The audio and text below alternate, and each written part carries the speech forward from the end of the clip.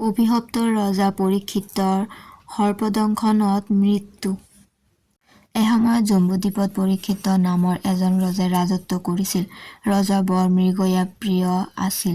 এদিন তেওঁ মৃগয়া কৰিবলৈ গৈ ঘোৰ অৰণ্যৰ মাজত এটি হৰিণালৈ শৰ নিক্ষেপ কৰিলে। শৰবদ্ধ সেই হৰিণাটোৱে প্ৰবল বেগে দৌৰি গৈ হৰ্মিক ঋষিৰ আশ্ৰমত উপস্থিত হৈছিল। তেতিয়া সময় আছিল দুপৰীয়া। ৰজাই ভোকে পিয়াহে ক্লান্ত হৈ ওচৰৰ হৰ্মিক ঋষিক হৰিণাটো কোনপিনে গৈছে বুলি প্ৰশ্ন কৰিলে। ধ্যানৰত ঋষিয়ে ৰজা পৰীক্ষিতৰ কথালৈ কাণ নিদি একান্ত মনে ধ্যানমগ্ন হৈ থাকিল। তাকে দেখি ৰজা ঋষিৰ ওপৰত খং উঠিল। সামান্য এজন ঋষিয়ে অৱহেলা কৰা বুলি ভাবি তেওঁ প্ৰতিশোধ লবলৈ আশ্ৰমৰ মাজত পৰি থকা মৰা সাপ এডাল ধেনুৰ আগেৰে বুটলি আনি ধ্যানমগ্ন ঋষিৰ ডিঙিত মেৰিয়াই দিলে। তেনে কৰাৰ পাছতো ঋষিয়ে একো প্ৰতিবাদ নকৰিলে আৰু ধ্যানমগ্ন হৈয়ে থাকিল। ৰজাই ঋষিক তেনেকৈয়ে এৰি নিজ গৃহলৈ গমন কৰিলে। খন্তেক পাছত ঋষিৰ পুত্ৰই আশ্ৰমত প্ৰৱেশ কৰি এই দৃশ্য দেখি খঙত ৰব নোৱাৰি পিতৃক অপমান কৰাজনক অভিশাপ দিলে। যি ব্যক্তিয়ে মোৰ পিতৃৰ ডিঙিত মৰা সাপ মেৰিয়াই থৈ গৈছে সেই ব্যক্তিক আজিৰ পৰা 7 দিনৰ ভিতৰত তক্ষক নাগে দংশন কৰিব। ধ্যানৰ অন্ত পৰাৰ পাছত ঋষি হৰ্মিকে যেতিয়া জানিলে যে তেওঁৰ পুত্ৰ শৃংগীৰ ৰজা পৰীক্ষিতক 1 সপ্তাহৰ ভিতৰত তক্ষক নাগৰ দংশনত মৃত্যু হবলৈ অভিশাপ দিছে, তেতিয়া তেওঁ বৰ দুখিত হল। লঘু দোষত গুৰুদণ্ড দিয়া বুলি তেওঁ পুত্ৰক তিৰস্কাৰ কৰিলে। ইতিমধ্যে ৰজা পৰীক্ষিতেও তেওঁৰ অভিশাপৰ কথা গম পাইছিল। নিজৰ কুকৰ্মৰ বাবে তেওঁ অনুতপ্ত হৈছিল।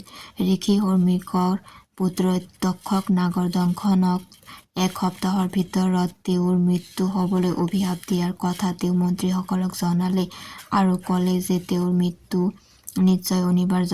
তথাপিও তেওঁ কলে যে জ্ঞানী লোকৰ পৰামৰ্শ অনুসৰি শাস্ত্ৰত মুনিমন্ত্ৰ তথা ঔষধ আদিৰ দ্বাৰা এনে মৃত্যুৰ পৰা প্ৰাণ ৰক্ষা কৰিব পৰা যদি বিধান আছে তাৰে ব্যৱস্থা কৰাটো কৰ্তব্য, কিয়নো মানৱ জীৱন অমূল্য। এনেদৰে কৈ ৰজাই তৎকালে 7 মহলীয়া প্ৰসাদ নিৰ্মাণ কৰাই প্ৰৱেশদ্বাৰত চাৰিওফালে সাহসী আৰু সুযোগ্য পহৰাদাৰ নিয়োগ কৰি মন্ত্ৰীসকলৰ সৈতে তেওঁ সেই প্ৰসাদত আশ্ৰয় গ্ৰহণ কৰিলে। প্ৰৱেশদ্বাৰত মন্ত্ৰী পুত্ৰই নিজে থাকি প্ৰসাদৰ ভিতৰলৈ যাতে কোনো প্ৰাণী প্ৰৱেশ কৰিব নোৱাৰে তাৰ কটকটীয়া ব্যৱস্থা কৰিছিল। প্ৰাসাদৰ চৌহদত যুদ্ধৰ সময়ত ব্যৱহাৰ কৰা কেইবাটাও মতা হাতী ৰখা হৈছিল।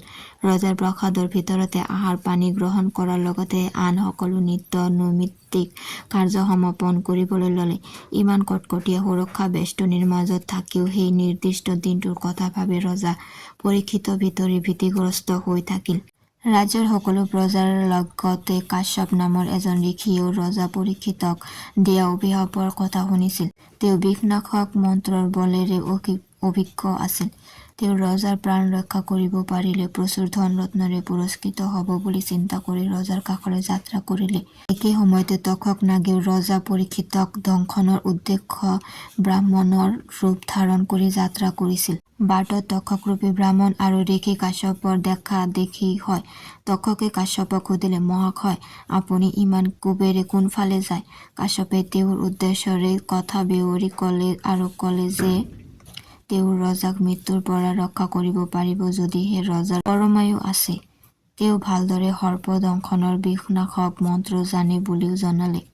কাশ্যপৰ কথা শুনি ব্ৰাহ্মণৰূপী তক্ষকে কলে, ময়েই সেই তক্ষক ব্ৰাহ্মণ ৰূপ ধাৰণ কৰি ৰজাক দংশন কৰিবলৈ আহিছো। মই যাক দংশন কৰিম তেওঁক হেজাৰ মন্ত্ৰেও ৰক্ষা কৰিব নোৱাৰিব। গতিকে আপুনি নিজ গৃহলৈ উভতি যাওক। বাৰ্তালাপত গম পোৱা হল যে কাশ্যপ ঋষিৰ মন্ত্ৰ শক্তি তক্ষতকৈ বহু বেছি শক্তিশালী। তথাপিও তক্ষকে কাশ্যপক কলে, মই বুজি পালো আপুনি মোতকৈ বেছি শক্তিশালী।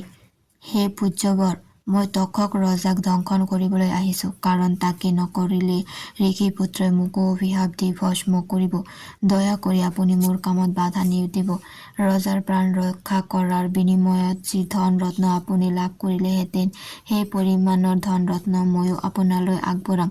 অনুগ্ৰহ কৰি মোৰ চৰ্ত মানি লওক আৰু আপুনি স্বগৃহলৈ গমন কৰক। আনহাতে কাশ্যপ ঋষিয়ে ধ্যান কৰি জানিব পাৰিলে যে ৰজাৰ পৰমায়ু কমি আহিছে। গতিকে তেওঁ তক্ষকৰ প্ৰস্তাৱ গ্ৰহণ কৰি ধন ৰত্ন লৈ স্বগৃহলৈ উভতি গল।